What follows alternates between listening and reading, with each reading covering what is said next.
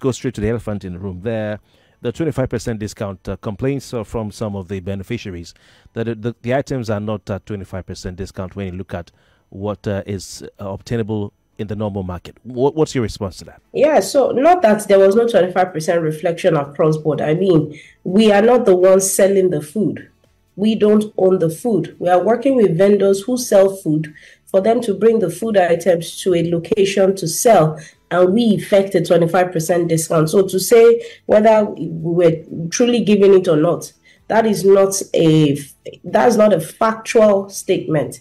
The 25% is still being given across, but it was just a function of are the vendors bringing the right price points to a particular area, which is why I said for week 2, we re-strategized to get local vendors. So if in your area you are buying bread at, say, or you're buying tomato 1 kilo at, say, 1,200, we'll get a vendor who sells at that price or even lower to be the one to participate in the discount market, so that by the time we give the 25% discount, you are getting your tomato at a cheap price of, say, 900 naira.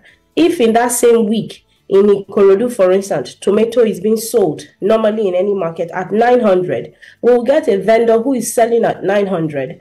In that market, in that discount market, we effect the 25% discount, and the person can get maybe the tomato for 600 naira.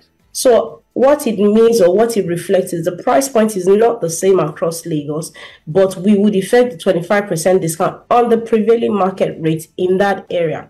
Like I said, for week 1, in a lot of the places, the price point which we had tried to unify, it worked in some locations because they felt that what we had brought was actually cheaper than what they would otherwise buy. On the other hand, some locations felt the prices were too high, and as such, we readjusted, and I don't think we've had issues since then. Okay, so are you saying that as we speak, Lagosians are enjoying at least 25% discount in reality on all food prices or items at the discount market? If we go to the market, yes, we won't have any complaints of it's not up to 25% or it's even expensive or more than what we buy at the normal market. We won't have those complaints anymore. So this is the thing. You have the freedom of choice to walk into an Onje discount market. If you feel the price point at which you buy is lower than what is obtainable at the discount market, you are not forced to buy. Why would you come there to want to buy items when you can get it cheaper in your respective markets? So it's not a do or die affair. We will do our best to get vendors locally that can give us the prevailing market price point. Now, whether it works for you and it doesn't work for me is something that I cannot control. All of us have different haggling prowess. Your negotiation skills might be different from mine.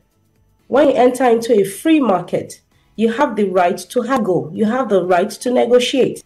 In the eco-discount market, you are not negotiating because the price point is fixed. If you're coming in and you're buying 1 kilo of rice for, say, 5 kilo of rice for, say, 6,800 naira, don't forget the rice I'm bringing in is packaged. Somebody has had to buy a bag, put the rice in a bag, seal it. That comes with some additional cost. Yes. Because I'm packaging it in a way that is dignified to you. But Madam Commissioner, if I may ask, yes, ask the government, why didn't the government go for the cheapest available vendors in Lagos in order to save costs? Because what you're saying is the government went for vendors that may have been cheap in some areas of Lagos State, but in other areas will be expensive.